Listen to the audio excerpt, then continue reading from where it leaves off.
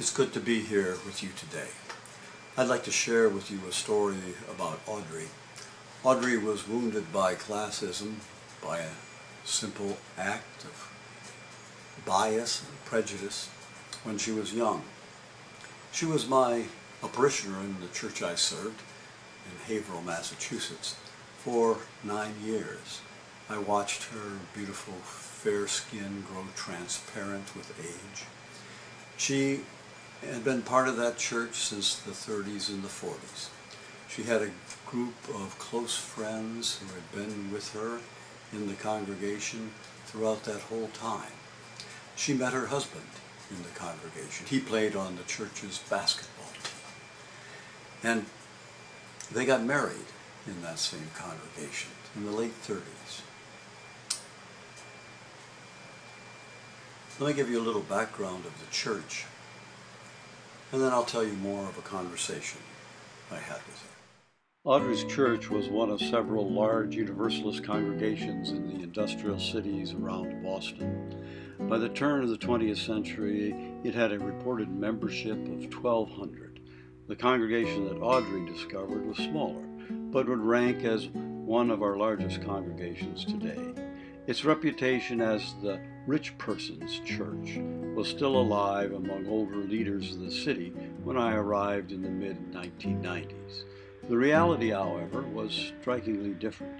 The city itself had lost its industrial base and suffered hard economic times.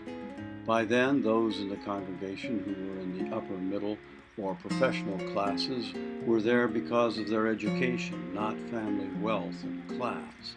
The older families were no longer involved except for occasional weddings and funerals. One afternoon, I was sitting in Audrey's kitchen, asking her for information about a recently deceased woman, about her own age. The woman's family wanted the minister of the Universalist church to do her funeral service. When I mentioned the woman's name, Audrey's face flushed with uncharacteristic emotion. Turning toward the stove where the teapot was boiling, she said, "I can't help you, Stephen."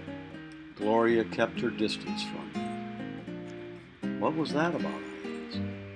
Audrey was reluctant to share. She was not one to gossip, and I never heard her say anything unkind about anyone. Yet she had something inside her that had to come out. So I listened.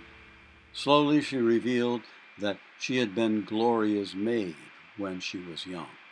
And then the pain came out. One Sunday morning, she said, Gloria discovered that I was a member of her church.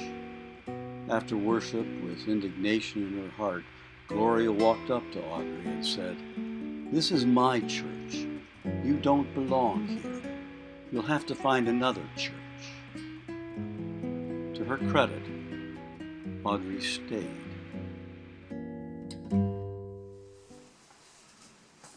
Audrey's wound was inflicted at a time when the gap between the rich and the poor was actually shrinking, when the pay of executive officers in corporations was actually decreasing in relationship to workers.